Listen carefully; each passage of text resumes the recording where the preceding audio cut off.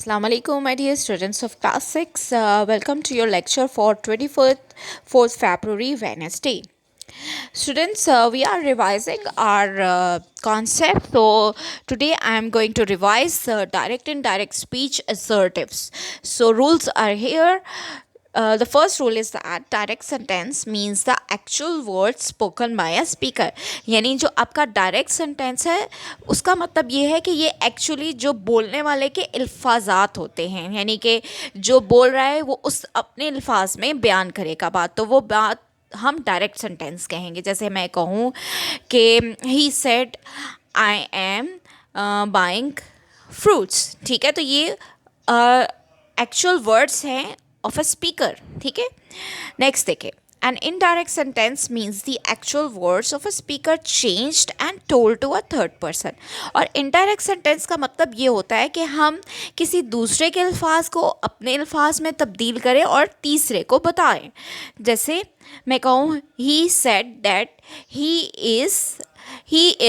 is buying fruits. ठीक है, तो ये अब मैंने उसके अल्फाज को अपने अल्फाज में ढालकर तीसरे को बताया. So that's it means. Okay, next rule is while changing a direct sentence into indirect sentence we do different changes. और जब हम एक सीधे जुमले को इनडायरेक्ट जुमले में तब्दील करते हैं तो हम मुख्तलिफ चीज़ें करते हैं. वो क्या हैं देखते हैं. A direct sentence has two part. सबसे पहले तो आप लोगों को बच्चों ये बात पता होना चाहिए कि डायरेक्ट सेंटेंस के दो हिस्से होते हैं. जो फर्स्ट सेंटेंस होता है हम उसको रिपोर्टिंग स्पीच बुलाते हैं. लाइक मैं कहूँ ही सेड या ही सेज. ओके, नेक्स्ट जो इन्वर्टेड कॉमास में सेंटेंस आपका होता है वो आपका रिपोर्टेड स्पीच कहलाता है. That I am going to visit museum soon. तो ये जो है मेरा सेकेंड सेंटेंस है वो रिपोर्टेड स्पीच कहलाएगा जो इन्वर्टेड कॉमास में होगा. Okay, the next rule is that change of tense is done in reported speech when there is a past tense in reporting speech. अच्छा, अब इसका मतलब ये है कि आपने अपने सेंटेंस का पहला हिस्सा देखना है. अगर पहला हिस्सा पास्ट टेंस में है, लाइक से जो है वो सेड में लिखा गया है, तो इसका मतलब ये है कि आपने सेंटेंस का दूसरा हिस्सा भी पास्ट टेंस में ही चेंज करना है. ठीक है, अगर वो पास्ट उसका पहला हिस्सा पास्ट टेंस में है तो. नेक्स्ट देखें.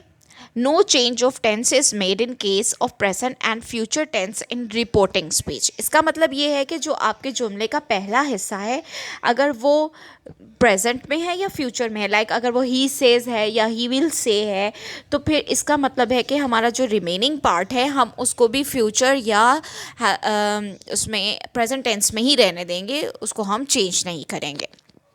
Next rule is that change of pronouns and other changes are made. यानी हमने प्रोनाउंस का भी चेंज करना होता है. लाइक हम जब किसी की बात अपने लफ्ज़ों में कहते हैं तो हम बदल देते हैं लफ्ज़ों को. लाइक अगर वो कह रहा है तो हम कहेंगे उसने कहा.